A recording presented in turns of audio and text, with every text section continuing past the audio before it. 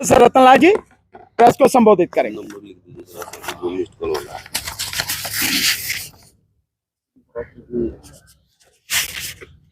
शुक्रिया आप सभी का। और कल हमने एक आग्रह किया था कि सारे हमारे जितने साथी हैं, जो मीडिया, असली मीडिया जो मैं कहता हूँ, एक जो हमने मिस्ड कॉल का एक नंबर कल जारी किया था, उसको जरूर थंबनेल में लगाएं और कम से कम टाइटल में लगाएं, ताकि लोग समझ सके कि आखिर किस नंबर पे मुझे मिस्ड कॉल देना है। नंबर फिर एक बार पहले रिपीट कर देता हूँ, 9966222062।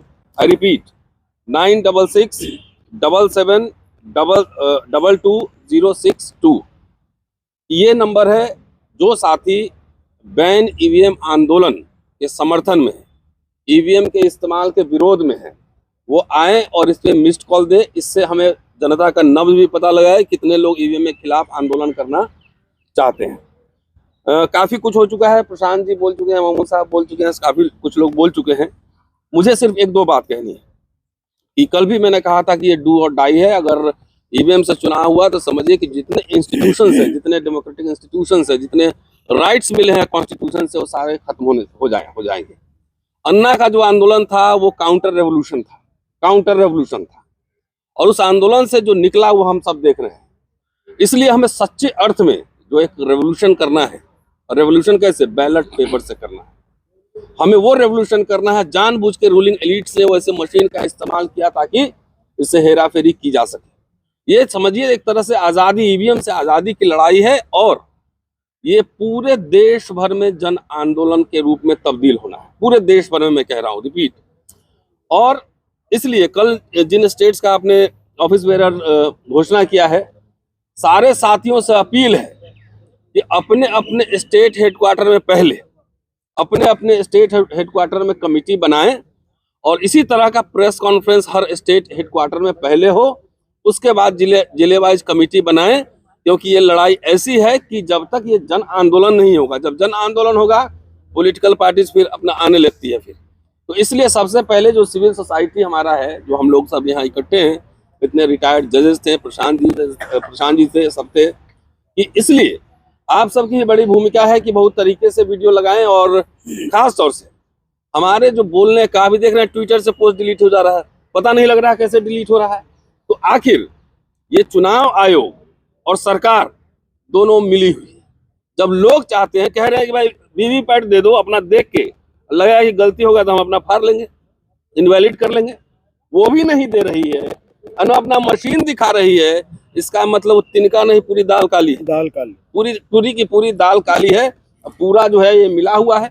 16 तारीख को एडवोकेट्स मार्च है 4 नंबर गेट पटियाला हाउस से, और इससे हम लोग चाहते हैं कि जुडिशरी भी थोड़ी सशक्त हो, अपनी भूमिका निभाए। इतने इलेक्शन पिटीशन पड़े हुए हैं, 5 साल हो गए, लेकिन उसमें सुनवाई नहीं है। 19 लाख ईवीएम का भी पता लगाया गायब है, उसमें भी कोई सुनवाई नहीं है। कोर्ट भी इसको सुओ मोटो संज्ञान ले कि जब इतने लोग लगातार बोल रहे हैं, 3 यहाँ पे जजेस बैठे हुए थे, हाई कोर्ट के रिटायर्ड जजेस, कोर्ट भी संज्ञान ले, और उनके पास जो मैटर है, एक पत्रकार के लिए अगर 12 बजे रात में खुल सकता है कोर्ट, तो जो पूरी democracy is at risk, hijack हो गया है डेमोक्रेसी एक तरीके से। हम लोग यहाँ कोई चुनाव लड़ने, कोई पार्टी का रिप्रेजेंटेशन नहीं कर रहे, कोई यहाँ पार्टी का रिप्रेजेंटेशन नहीं कर रहे। बैलेट पेपर से चुनाव करवा लो, जिसकी भी सरकार बने हमें स्वीकार है, चाहे वो एनडीए जीते, इंडिया जीते, चाहे जो भी जीते वो स्वीकार है। लेकिन मुझे, अगर मैं वोटर हूं, तो मुझे दिखना चाहिए कि हमारा वोट कहाँ गया।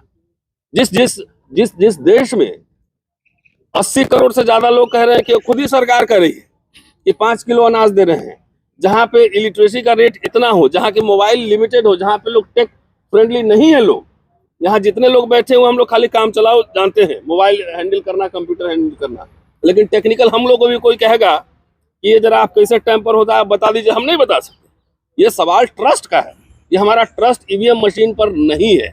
अगर चुनाव आयोग के जो कमिश्नर हैं वो हिस्ट्री पढ़े होंगे या उनको बोले केमिस्ट्री पढ़ा दीजिए तो पढ़ा देंगे, नहीं पढ़ा सकते। इसीलिए जो जिसका एक्सपर्ट है वही बेहतर कर सकता है। जंतर मंतर पे डेमो हुआ था उस दिन, सुप्रीम कोर्ट में 16 तारीख को फिर डेमोस्ट्रेशन होगा ईवीएम का, बिल्कुल होगा, दिखाया जाए कैसे टेम्पर हो सकता है। मानव निर्मित कोई भी इंस्ट्रूमेंट हो, उसको मैनिपुलेट किया जा सकता है, ये निश्चित है। और यहाँ तो भारत में तो लोगों का क्या, मशीन क्या कर ले, लोगों का दिमाग ही खराब है। जब दिमाग में ही बेईमानी बैठा हो, जब कॉलेज के प्रिंसिपल के दिमाग में बेईमानी बैठा हो, वाइस चांसलर के दिमाग में बेईमानी बैठा हो, मिनिस्टर के दिमाग में बेईमानी बैठा हो, तो मशीन क्या करना है? मशीन क्या करना? वो तो आदमी का दिमाग है बेईमान है। दो कानून जो है इस देश में लागू है, आप दिख नहीं रहा है।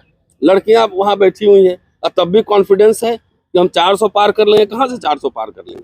कल कहाँ गए, मध्य प्रदेश का हमने वो दिखाया भी था कि एक बीजेपी का सपोर्टर रिजल्ट निकलने से 3 दिन पहले कह रहा है कि बीजेपी के कैंडिडेट को आएगा 93,000 और कांग्रेस के कैंडिडेट को आएगा 77,000। तो उसको क्या इलेक्ट्रॉनिक मशीन जो है रात में सपना दिया था कि जो कह रहा है एग्जैक्ट वही आ रहा है। तो साथियों, मिला जुला के अब इसमें से जितने लोग हम लोग बैठे हुए हैं, सब लोग सिविल सोसाइटी के लोग हैं, कोई पीछे नहीं हटेगा। समय कम है, चुनाव आने वाला है। आज जैसा कि सोरैया साहब ने बताया कि राहुल गांधी से इस मुद्दे पे मुलाकात भी हुई। पॉलिटिकल पार्टी अपना काम करें, वो अपने मैनिफेस्टो में भी डालें ये बात, और इसके लिए जो सिविल सोसाइटी का आंदोलन है उसको सपोर्ट भी करें। अगर जिनको सरकार उन्हें बनानी है, सरकार इसमें से किसी को नहीं बनानी। हम लोग तो ये वकील साहब है, मैं पढ़ाता हूँ, बाकी प्रोफेशनल से यहाँ पे है। इसलिए सबसे अपील है, इवन पॉलिटिकल पार्टी से भी अपील है कि जो ईवीएम के खिलाफ हैं अपने कार्यकर्ताओं को बोले इस नंबर पे मिस्ड कॉल करें, और जो भी आंदोलन हो डेमोक्रेटिक तरीके से, कॉन्स्टिट्यूशन के हिसाब से, उस आंदोलन में अपनी संख्या जरूर बढ़ाएं। शुक्रिया। Thank you.